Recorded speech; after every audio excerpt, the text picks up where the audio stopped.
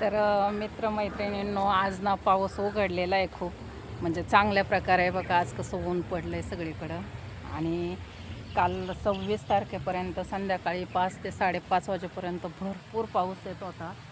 आणि आज रात्रभरसुद्धा आलेला नाही. आणि आता सकाळपासून तर पारच नाही, ऊन पडले मस्त.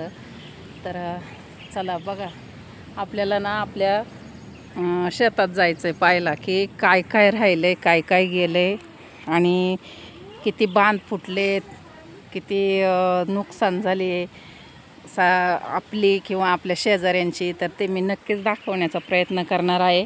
तर चला, आता हे ओढ्याचं पाणी हे निव्वळ चक्क आहे. पाऊस पडत राहिला तर हे पाणी असंच चालू राहणार, आणि जर थांबला तर ते आटणार. कारण डोंगराचं पाणी ना जेरफून येत असतं.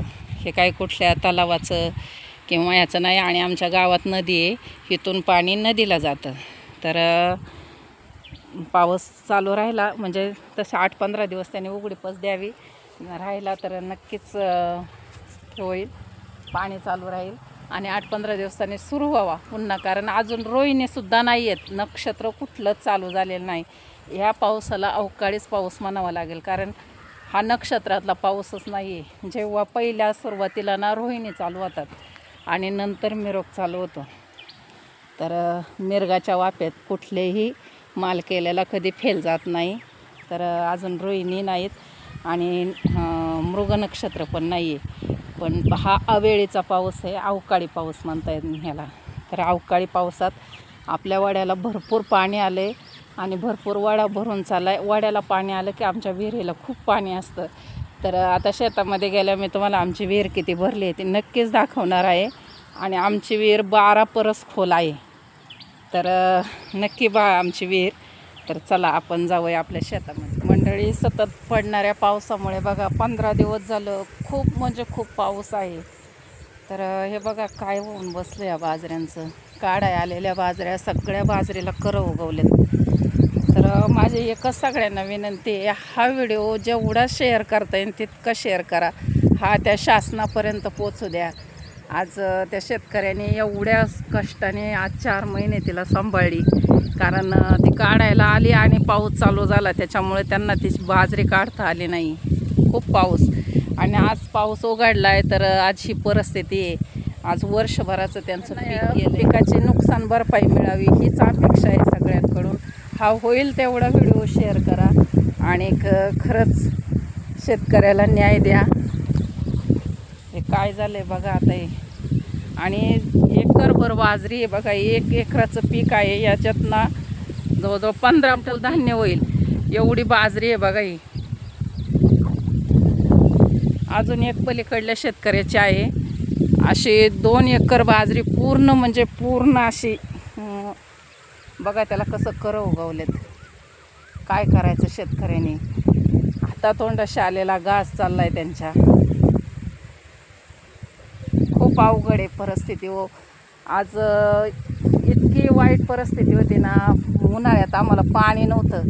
पाणी रात्रीचं पाणी दिलं आहे आणि वाघाची भीती होती. तर ते वाघाच्या भीतीतून सुद्धा रात्रीचं येऊन असा आवाज करायचा त्या भोंग्याचा, आणि त्याच्यातून रात्री येऊन हे पाणी दिलेलं आणि ह्या बाजऱ्या जगवलेल्या. आणि नेमकं काढायच्या टायमातच पाऊस चालू झाला. पक्ष्यांनी खाऊ द्या, पक्ष्यांचं काही नाही, ते थोडी खाणार थोडी आपल्याला राहणार. पण आता हे नुकसान झालं, याचं काहीच फायदा होणार नाही, ना पक्ष्यांना ना माणसाला ना जनावरांना. आता हे जर जनावरांना चारलं ना तर त्यांनासुद्धा पाऊस काळ आहे हा बुळखंडी लागन. त्याच्यामुळं जनावरांनासुद्धा हे धान्य देता येणार नाही. काय करायचं या शेतकऱ्यांनी. आज त्याला 3 महिने पाणी देणं, भर उन्हाळ्यात त्याला खाद्याचं पोतं, परत खुरपणी त्याची, आणि उन्हाळ्यात जगवलेलं पीक असं पाऊस काळात आणि केवळ पावसामुळं वायाला जातं आहे. म्हणजे खरंच याच्यासारखं दुर्दैव नाही. लय दुर्दैवाची गोष्ट आहे. तर मंडळी, ओढ्याला पाणी आलं आणि निव्वळ चक्क आलं म्हणून खरंच आनंद झाला होता. पण काहींची एवढी नुकसान झाली आहे ना की खरंच वाईट वाटतं. एवढं होऊ नये. आणि समजा झालंय आता, हा निसर्ग आहे, या निसर्गाच्या पुढं तर कोणीच जात नाही आणि जाऊ पण नाही. पण सरकारने ना याची दखल घ्यावी आणि त्यांना काही का होईना आर्थिक मदत द्यावी. आज 2 वर्ष त्यांना हे धान्य संपलं नसतं, कारण वर्षाआड धान्य करतात. या वर्षी बाजरी केली तर पुढल्या वर्षी गहू करतात आणि आज हे काय होऊन बसलं. हे बघा, ही एका धन्याची बाजरी आहे आणि ते तिकडं दिसते ना, ती एका शेतकऱ्याची आहे.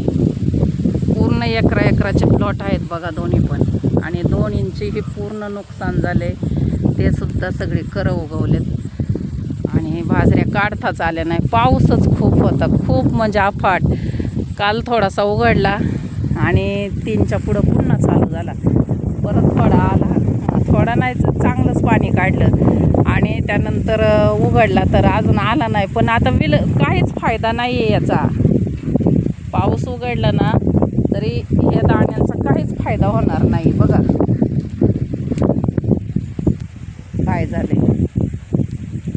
तर माझ्या मते खरंच हा व्हिडिओ ना खूप शेअर करा आणि शासनापर्यंत पोचवा, की जे करून या दोन्ही शेतकऱ्यांना काहीतरी आर्थिक मदत मिळेल. हे सगळ्या शेताचे असं बांध फुटलेत. हे बघा, अगदी ना ऑगस्ट सप्टेंबरमध्ये असा पाऊस पडत असतो असं, पण या दिवसात खरंच पहिल्यांदाच हा पाऊस झालेला आहे. हे बघा, सगळे बांध फुटले.